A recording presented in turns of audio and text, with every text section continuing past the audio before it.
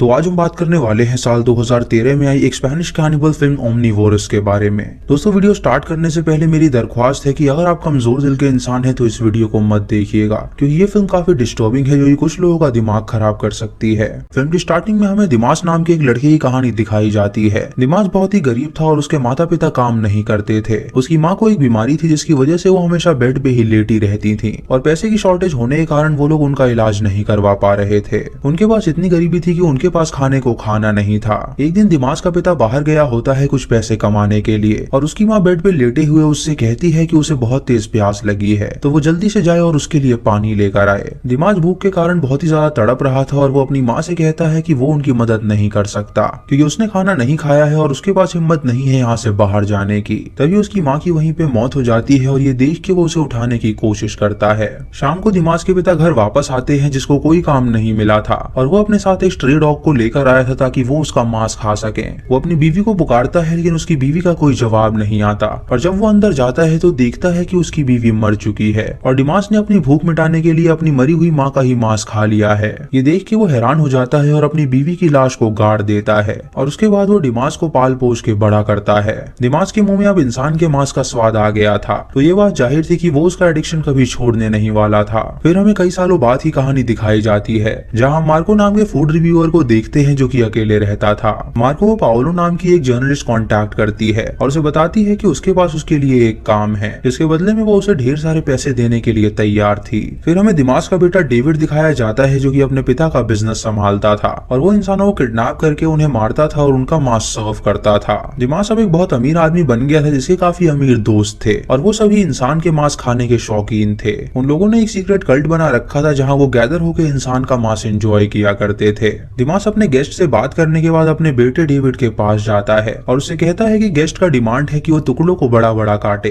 ये कह के वो वहाँ से चला जाता है और उसका बेटा इंसान के मांस के टुकड़े को काटने लगता है। इधर पाओला का मैसेज सुन के मार्को उससे मिलने जाता है ताकि वो उसका ऑफर सुन सके और उस पे काम कर सके। पाओला उसे कहती है कि वो उसे सीक्रेट इन्वेस्टिगेशन पे भेजना चाहती है जहाँ वो क्लैंडस्टीन रेस्टोरेंट्स में जाके पता करेगा कि आखिर वहाँ पे क्या सर्व किया जाता है। दोस्तों क्लैंडस्टीन रेस्टोरेंट वो होते हैं जहाँ लोग अपने घर में ही पार्टी ऑर्गेनाइज कर लेते हैं और कुछ गिने चुने गेस्ट को बुलाते हैं अपने घर में अपनी डिश चखाने के लिए। ये रेस्टोरेंट्स इलीगल होते हैं और इसे सीक्रेट ही रखा जाता है। ये रेस्टोरेंट्स इलीगली चलाए जाते हैं क्योंकि इसमें काफी इलीगल डिशेज सर्व करी जाती हैं। मार्को जब उसका ऑफर सुनता है तो वो ये काम करने के लिए राजी हो जाता है। वो उससे कहता है कि वो भी क्यूरियस है ये जानने के लिए कि आखिर उन रेस्टोरेंट्स में क्या सर्व किया जाता है। पाओला उसे बताती है कि उसने उसके लिए एक इन्विटेशन ऑर्गेनाइज करवाया है तो वहाँ पे जाए और पता करे कि आखिर वो लोग वहाँ पे क्या सर्व करते हैं। इधर दिमास का बेटा अपनी कार में बैठा होता है और तभी वो एक लड़की को अपने पास आते हुए देखता है। ये देख के वो गाड़ी से बाहर निकलता है और उस पे हमला करके उसे बेहोश कर देता है और उसके बाद वो उसे अपनी गाड़ी में रख के अपने घर में ले जाके बांध देता है ताकि नेक्स्ट बार उस लड़की का मांस ही वो सर्व कर सके।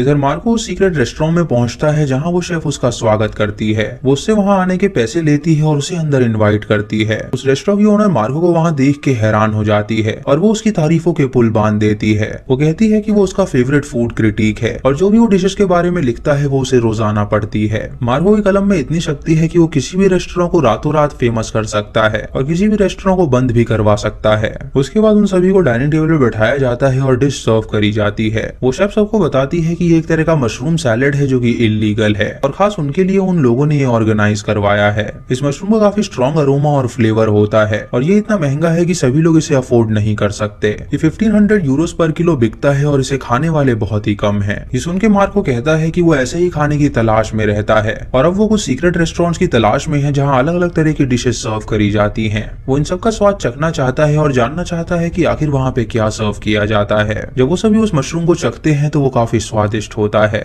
और मार्को की बातचीत वहाँ पे एक लड़की ग्लोरिया के साथ होती है जिसके साथ वो उसके घर में जाके इंटीमेट होता है। ग्लोरिया उससे पूछती है कि क्या वो सच में उन सीक्रेट रेस्टोरेंट्स के बारे में कुछ लिखेगा तो मार्को बताता है कि वो हर चीज एक्सपीरियंस करना चाहता है और वो उनके बारे में जरूर लिखेगा। ग्लोरिया उससे पूछती है कि आज के रेस्टोरेंट का खाना उसे कैसा लगा तो मार्को उससे कहता है कि वो मशरूम सैलेड बहुत ज्यादा टेस्टी था। इधर दिमास का बेटा डेविड उसी रेस्टोरेंट के बाहर वेट कर रहा होता है और जब एक बंदा वहाँ से बाहर निकलता है तो वो उसका पीछा करने लगता है। वो बंदा उससे पूछता है कि आखिर वो कौन है और उससे क्या चाहता है तो दिमास का बेटा उसके पास जाके उसे एक हथौड़ा मारता है जिससे वो बेहोश हो जाता है और उसके बाद वो उसे भी किडनैप करके अपने घर में ले जाके बांध देता है। अगली सुबह मार्को जब वर्कआउट कर रहा होता है तो उसे ग्लोरिया का कॉल आता है जो कि उसे एक जापानीज सीक्रेट रेस्टोरेंट के बारे में बताती है जहाँ पे अच्छी डिश सर्व करी जाती है। मार्को उससे कहता है कि वो उसके लिए एक इनविटेशन तैयार रखे क्योंकि वो भी वहाँ पे जाके कुछ अलग ट्राई करना चाहता है। रात को मार्को वहाँ पे पहुँचता है जहाँ पे कई सारे लोग मौजूद थे। उसे वहाँ पे एक लड़की मिलती है जिसे वो पहले से जानता था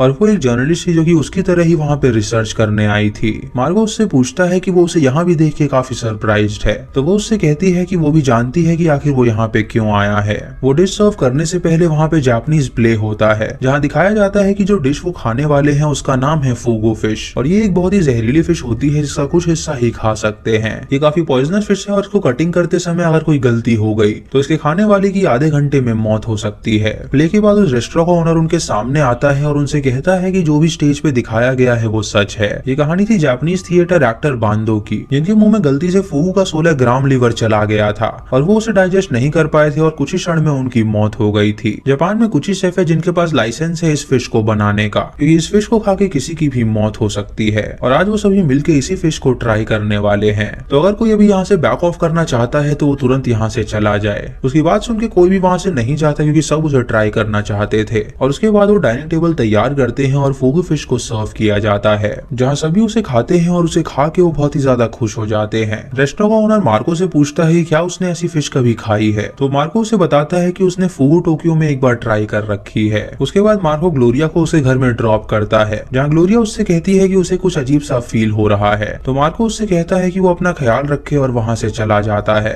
इधर डेविड डिमास के पास उस किडनैप किए हुए लड़के को लाता है जहाँ वो लड़का डिमास से कहता है कि उसके पिता बहुत ही अमीर हैं तो वो जितना पैसे चाहता है वो उसे पैसे दे देगा, वो बस उसे यहाँ से छोड़ दे और उसके साथ कुछ ना करे। ये सुनकर डिमास उससे कहता है कि उसे पैसों का कोई लालच नहीं है। वो उसे बैठाता है और उसे जबरदस्ती खाना खिलाता है। वो लड़का जब खाना नहीं खाना चाहता तो वो उसके मुंह पे खाना फेंक कर मारता है जिससे डर के वो लड़का खाना खाने लगता है। रात को मार्को जब अपने घर के बाहर पहुंचता है तो उसे वहाँ पे अपनी जर्नलिस्ट दोस्त नजर आती है। वो उसे घर के अंदर ले जाता है और वो दोनों वहाँ पे इंटीमेट होते हैं जहाँ वो लड़की उससे पूछती है कि वो नई चीज ट्राई करके कैसा फील कर रहा है। मार्को उससे कहता है कि उसे नहीं पता था कि दुनिया में ये सारी डिशेस भी एग्जिस्ट करती हैं और वो इन सब चीजों को ट्राई करके बहुत ज्यादा खुश है। वो उससे पूछती है कि क्या वो एक और नई चीज ट्राई करना चाहता है, तो मार्को उससे कहता है कि आखिर वो किसके बारे में बात कर रही है। वो लड़की उसे बताती है कि वो इंसान के मांस के बारे में बात कर रही है। वो एक रेस्टोरेंट को जानती है जहाँ पे इंसान का मांस सर्व किया जाता है और ये एक सीक्रेट रेस्टोरेंट है जहाँ पे कई सारे अमीर मेंबर्स भी हैं। मार्को ये सुन के उससे कहता है कि वो मजाक करना बंद करे, तो वो उससे कहती है कि अगर उसे यकीन नहीं हो रहा है तो वो अपनी गर्लफ्रेंड ग्लोरिया से पूछे।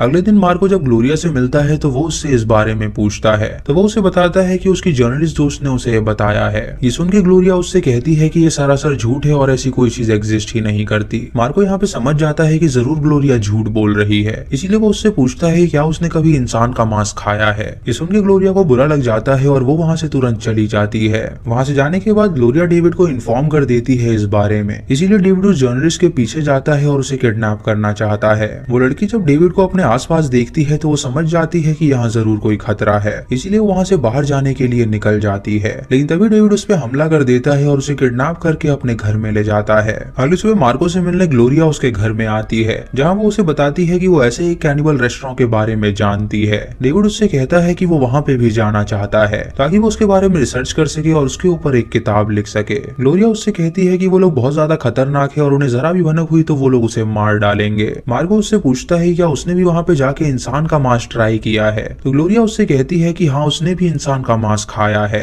वो उसे ये भी बताती है कि वो इलीगल काम करते हैं और लोगों को पकड़ के वो उन्हें मार के उनका मांस सर्व करते हैं। इधर हम डेविड को देखते हैं जो कि उस लड़की को बुचर रूम में लेकर आता है जहाँ पे वो उसे निवस्त्र करता है और वो लड़की जोर से चिल्ला रही होती है। वो लड़की उससे कहती है कि वो उसे वहाँ से जाने दे और डर के मारे वो वहीं पे पी कर देती है। ये देख के डेविड उसे लटका देता है और उसका मांस काटने लगता है। इधर ग्लोरिया मार्को को वहाँ का एक इन्विटेशन देती है और उससे कहती है कि उसे सबसे पहले इन्विटेशन पे दिए गए नंबर पे कॉल करना होगा और आगे क्या करना है वो उसे खुद बता देंगे। उसके जाने के बाद मार्को उस नंबर पे कॉल करता है जहाँ डिमास उसका फोन उठाता है और उससे पूछता है कि आखिर वो कौन है। मार्को उससे कहता है कि उसके पास उसके रेस्टोरेंट का एक इन्विटेशन है, तो डिमास उससे कहता है कि सबसे पहले वो एक अकाउंट नंबर भेज रहा है जहाँ पे उसे पेमेंट करनी होगी और उसके बाद वो उसे एड्रेस देगा जहाँ पे उसे आना होगा। इधर डेविड उस लड़की को बुचर करने के बाद उस लड़के को बाहर लेकर आता है जहाँ पे वो उसके शरीर पे गर्म पानी लगाता है और उसके बालों को निकालने लगता है। कुछ देर बाद मार्को पाओला से मिलने जाता है और उसे इस रेस्टोरेंट के बारे में बताता है। पाओला उससे कहती है कि उनके हाथ में बहुत बड़ी लीड लगी है और उन्हें ये मौका नहीं छोड़ना चाहिए, तो वो जितने भी पैसे मांगेगा वो उसे देने के लिए तैयार बीमार है। मार्को पाओला से कहता है कि इसमें उसकी जान भी जा सकती है, तो पाओला उससे कहती है कि वो चिंता ना करे, ऐसा कुछ भी नहीं होगा। पाओला उसके नाम से पेमेंट कर देती है और उसके बाद मार्को उस एड्रेस पे पहुंचता है जो कि डिमास ने उसे दिया था। उसको पिकअप करने के लिए डिमास का आदमी आता है जो कि उसे अपनी कार में बैठा के ले जाने लगता है। मार्को उससे अंदर ही खबर जानना चाहता है तो वो उससे सवाल पूछने लगता है। ये सुन के वो बंदा गाड़ी रोकता है और पीछे जाके उस पे गन तान देता है। वो उससे कहता है कि अगर वो फालतू के सवाल पूछेगा तो वो उसे यहीं पे ठोक देगा।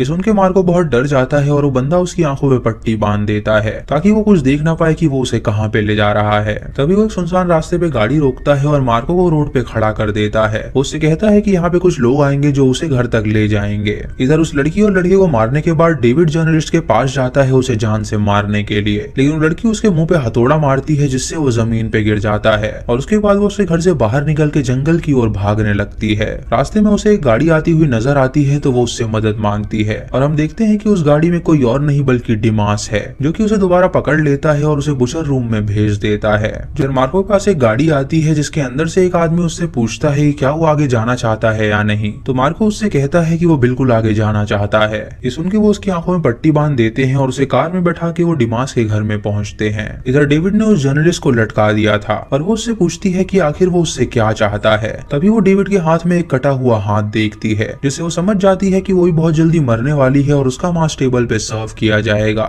इधर मार्को का स्वागत डिमास की असिस्टेंट करती है और उसे उसका रूम दिखाती है जहाँ पे वो रुकने वाला था। कुछ देर बाद डिमास मार्को से मिलने आता है और उसे बताता है कि वो इस रेस्टोरेंट का ओनर है और ये रेस्टोरेंट वो सीक्रेटली चलाता है और ग्लोरिया ने उसे उसके बारे में बता रखा है। मार्को उससे कहता है कि ये उसका पहली बार है तो उसे काफी अजीब सी फीलिंग आ रही है, तो डिमास उससे कहता है कि जो भी यहाँ पे पहली बार आता है उसके साथ अक्सर ऐसा ही होता है, तो वो चिंता ना करे, उसे धीरे धीरे इन सब की आदत पड़ जाएगी। मार्को उससे पूछता है कि आखिर उसके दिमाग में ये आइडिया कहाँ से आया, तो डिमास उसे बताता है कि जब वो बच्चा था तो उसे बहुत तेज भूख लगी थी और उसकी आंखों के सामने उसकी माँ मर गई और उसने उसका मांस खा लिया। तब से ही उसे पता लगा कि इंसान के मांस से स्वादिष्ट मांस कोई दुनिया में है ही नहीं, इसीलिए उसने ये सीक्रेट रेस्टोरेंट खोला और आज वो बहुत ही अमीर है क्योंकि यहाँ पे कई बड़े बड़े लोग आते हैं जो कि इंसान के मांस के लिए बोली लगाते हैं। ये सुन के मार्को उससे पूछता है कि आखिर वो लोगों को कैसे मारता है, तो डिमास उससे कहता है कि वो उसके साथ चले, वो उसे लाइव दिखाएगा। डिमास उसे अपने साथ बुचर रूम में लेके जाता है जहाँ मार्को अपनी जर्नलिस्ट दोस्त को देखता है जो कि वहाँ पे लटकी हुई थी और बेहोशी की हालत में पड़ी थी।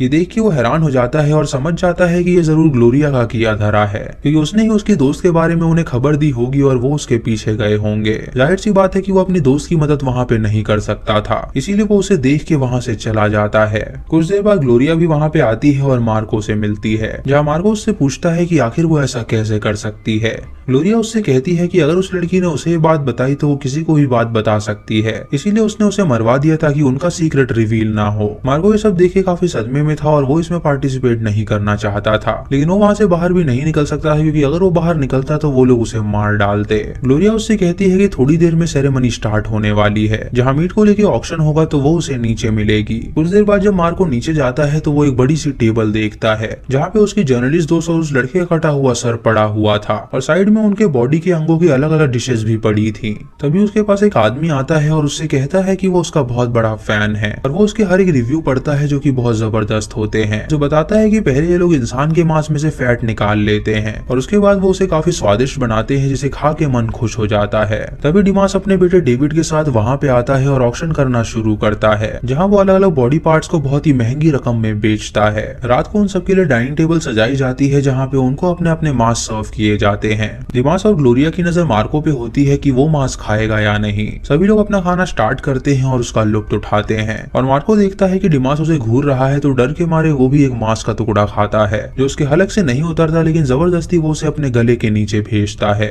ताकि वो उन लोगों के सामने जता सके कि वो भी उनके कल्ट का एक मेंबर है। बहुत दिनों तक मार्को वहाँ पे आता रहता है और इंसान का मांस ट्राई करता रहता है जिससे कि वो डिमास और उसके मेंबर्स का ट्रस्ट जीत लेता है और अब सबको लगने लगता है कि उससे उन्हें कोई खतरा नहीं है। एक दिन ऐसे ही वो डिमास के घर में पहुंचता है और उससे कहता है कि वो उसके बुचर रूम में अपने मीट को देखना चाहता है। डिमास उसे बुचर रूम में ले जाता है जहाँ एक लड़की लटकी हुई थी और मार्को उसे देख के वहाँ से डिमास के साथ बाहर चला जाता है। डिमास उसे किचन में ले जाता है और उसे वाइन सर्व करता है जहाँ मार्को उससे कहता है कि वो अपना बैग उसके बुचर रूम में ही भूल गया है। ये सुनकर डिमास उससे कहता है कि वो जल्दी से उस बैग को ले आए और मार्को उस बैग को ले आता है और उसके बाद वो दोनों मिलकर वाइन पीते हैं। रात को वो सभी डाइनिंग टेबल पे उस लड़की का मांस खाते हैं और डिनर के बाद मार्को तुरंत अपने घर पहुंचता है। वो सोफा पे बैठ के बहुत रोता है और ग्लोरिया को एक मैसेज भेजता है और यहाँ हम देखते हैं कि ग्लोरिया की सांसें अपने आप रुकने लगती हैं। ग्लोरिया अपने मोबाइल के पास जाती है और उस मैसेज को देखती है जिसके अंदर फूगू लिखा हुआ था, जिससे वो समझ जाती है कि मार्को उन सबके साथ गेम खेल गया है। इधर डिमास और उनके सारे मेंबर्स की सांसें रुकने लगती है और उन सभी की मौत हो जाती है।